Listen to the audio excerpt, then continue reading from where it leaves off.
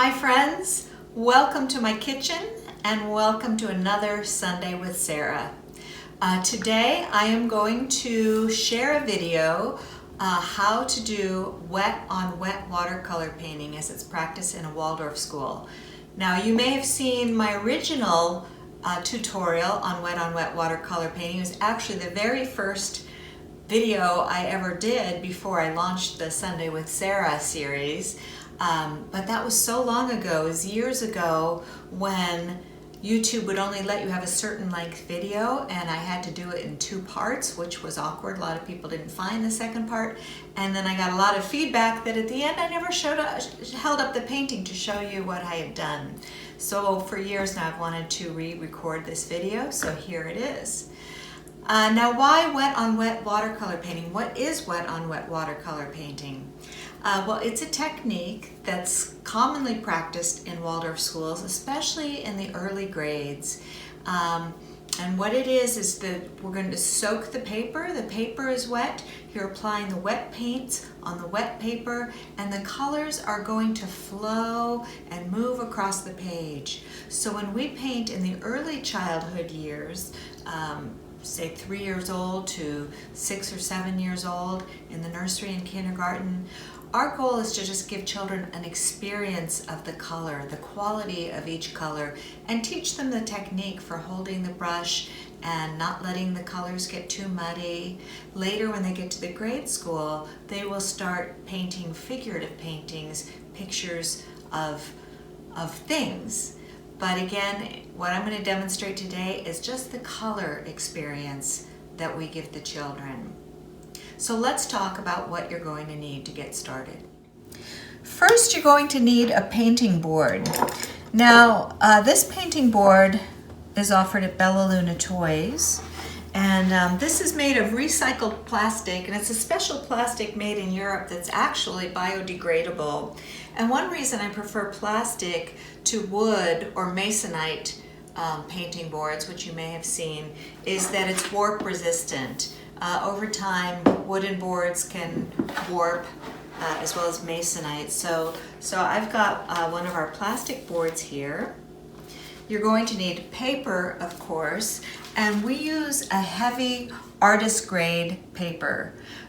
This is 140-pound weight, and when you give a child quality paper, it's a much more satisfying experience. A lot of times in mainstream preschools, teachers are giving children very cheap and inexpensive materials, and it's not as satisfying experience. The end result is not as beautiful. Also, this heavyweight paper will not bubble up so much or pill. When you do this wet on wet technique and you rub it with a sponge, as I'm going to show you, cheaper paper will pill. The fibers will come up. So I highly recommend a heavyweight artist grade paper. Again, it is available at Bella Luna Toys. And I've got my paper soaking in the sink behind me, and you're going to want to soak your paper before you begin painting for about 10 or 15 minutes. It can sit a little longer. The reason for this is that commercial paper has a sizing material on it, and by soaking it, it removes that so that your painting, when it's drying, won't bubble up or buckle or have the edges curl. So we've got our painting board. I've got some water here for mixing my paints. I've got 3 colors here of Stockmar watercolor paint. This is the paint that's most commonly used in Waldorf schools for watercolor painting. But you could also use watercolor paint that comes in little tubes that you get at an art supply store. That will work just as well. To begin with, in the early childhood years, we use only 3 colors, the 3 primary colors. And with these 3 colors, we can mix all the colors of the rainbow. And so I have carmine red, lemon yellow, and ultramarine blue. And these 3 will blend very beautifully together. Here I have a painting jar holder. It comes with 3 jars for each color of paint. These again are available at Bella Luna Toys. You don't need to have the jar holder. It's nice because it keeps them from spilling over, keeps them neat and handy, but you could also just use baby food jars and have them on your table. I've got a jar here that I'm going to fill with water to, we'll use it to rinse our paintbrush.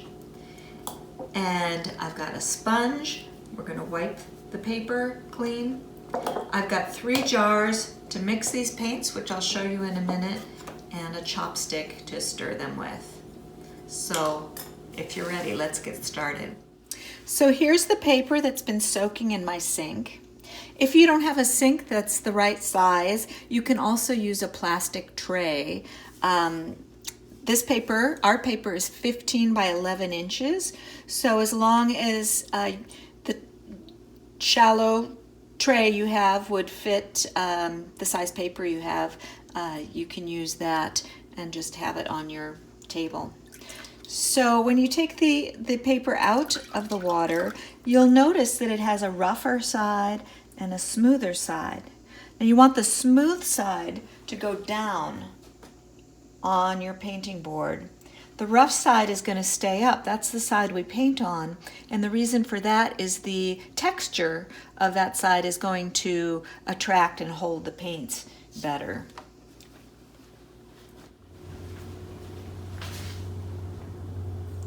So the next step is to take my sponge, and a clean sponge.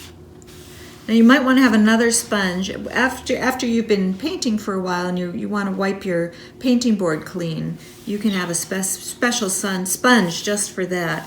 But when you wipe your paper, you want to make sure it's a clean sponge. You're going to wipe any extra water away and push out any air bubbles so that it's not too wet, not too shiny, but also not too dry. Next, we're going to mix our paints. And people often ask me, how much paint should I use? How much water? What measurements? I've never really measured. I just do it by feel. I just take a dollop of paint.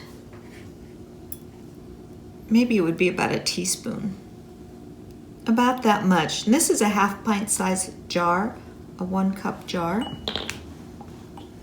And these paints are very super concentrated. So you never paint with these undiluted. They're very strong. They're meant to be diluted with water. So if you order a bottle and see how small it is, don't worry, because a little goes a long way. So I've got my dollop of paint in the jar, and I'm going to just add water. I like mixing it with the chopstick. And it's not an exact science. Some teachers prefer more pastel colors for young children and might dilute with more water. I like bright colors. I like to really give the children a color experience. So ideally, you wouldn't use a new sheet of paper, but maybe a scrap to kind of test the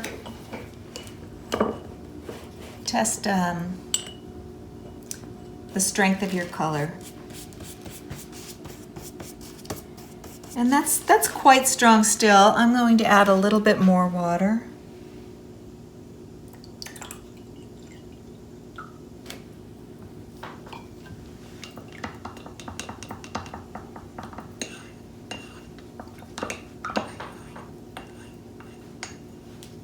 Now we're not going to use all this paint when we paint today. When we're finished, we can put a lid on this and store these in the refrigerator until the next painting day, the next time you want to paint with children. And you know what? Now I feel like that's a little bit too weak. So what I can do is just add a teeny bit more paint.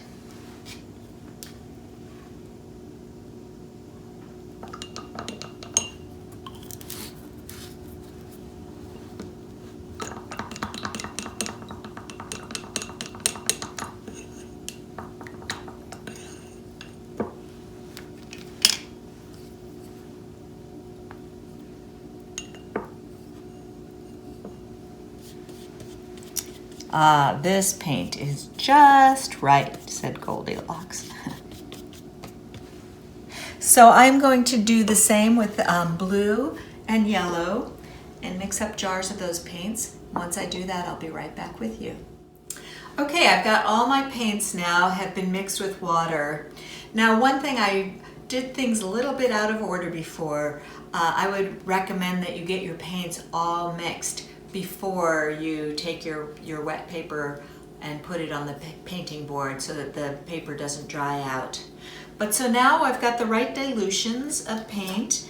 I'm going, for the children, I'm going to put just a little bit in each jar in the painting jar holder. Very little is needed for a painting. Just about that much, just a little more than covers the bottom. Trouble is, children, especially the younger they are, they will muddy the colors by not cleaning their brush well. I'm going to do this over here so I don't stain the wood. So you don't want to waste a lot of paint, so you give them just as little as they need. Just as little as that, like so. Now, the younger the child, I would start with young children when I introduce this technique with just one color. And you'd be surprised with this technique how beautiful a painting can be with a single color, where there are light spots and dark spots of the color and how they play together. And if you're painting with red, say, I usually would introduce red in the fall at the beginning of the school year here in Maine when the leaves are turning red. And so you have various shades of pink and bolder red, and then we give the child an experience of the color red. Then we might introduce the color blue and paint only with blue for a while. Blue is nice to paint in the winter, and then yellow in spring and summer.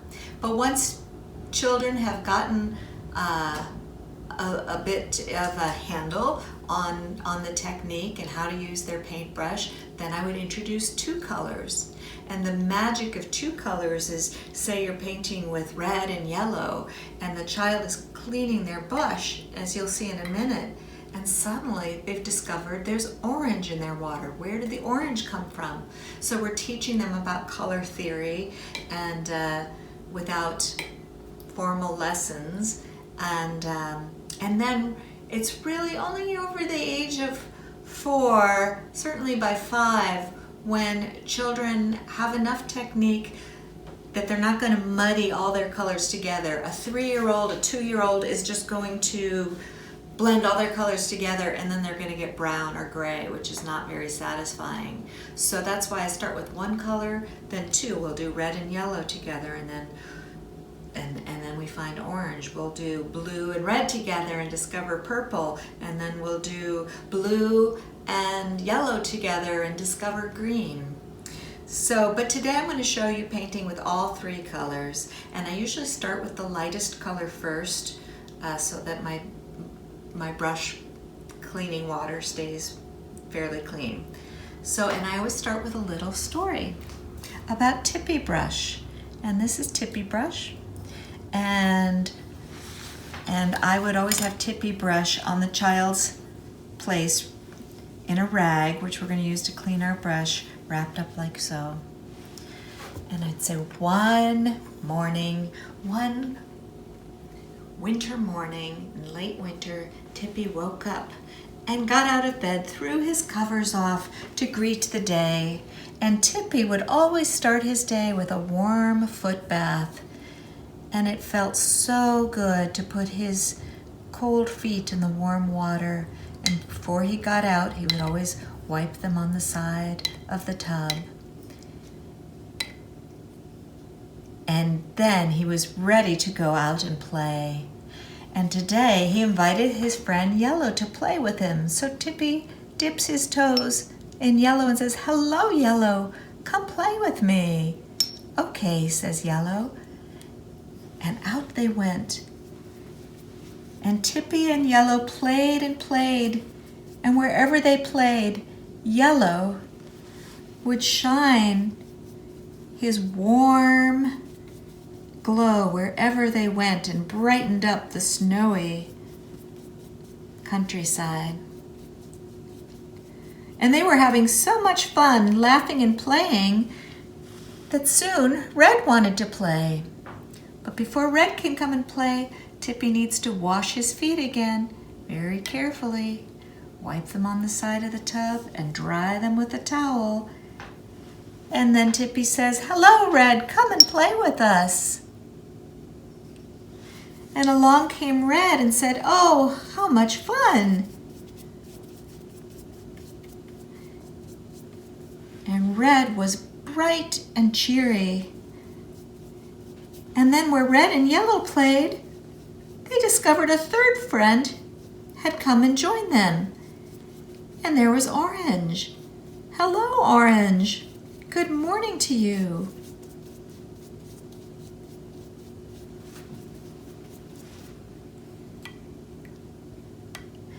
And then Tippy washes his feet again very carefully, wipes them on the side of the tub, dries them on the towel. And they saw Blue coming along to play and said, "Hello, Blue, come and play with us." And along came Blue. Blue was a little shy, kind of liked to stay at the edges. But Blue became a little less timid and started playing with Yellow and discovered a beautiful light spring green, which reminded them that spring was coming. And the three friends continued to play all morning.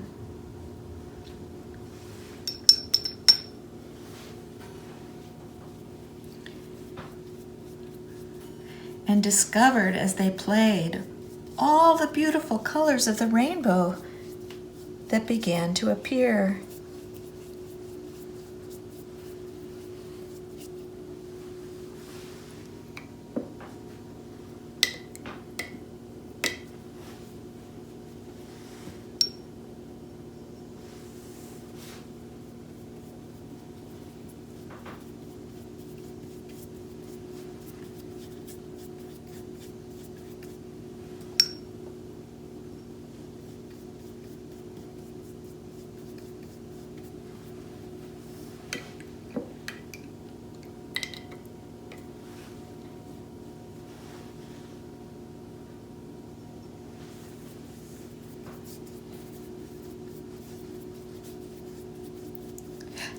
And look, when Blue and Red played together, yet another friend came, and there was friend Purple.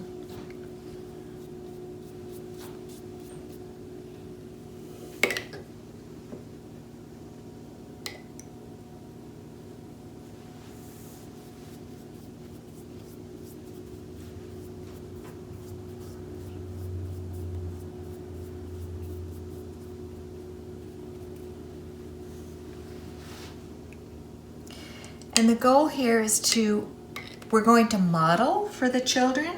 If you're a teacher or a parent, we're going to paint with the children.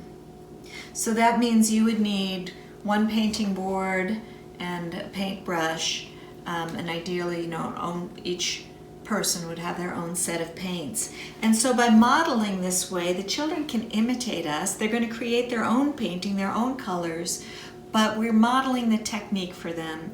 And sometimes children will want to press too hard on their brush on this metal part. It's called the ferrule, and that will scratch the paper. So we can tell them that Tippy tiptoes very lightly on his toes, ever so lightly on his tiptoes. And so here,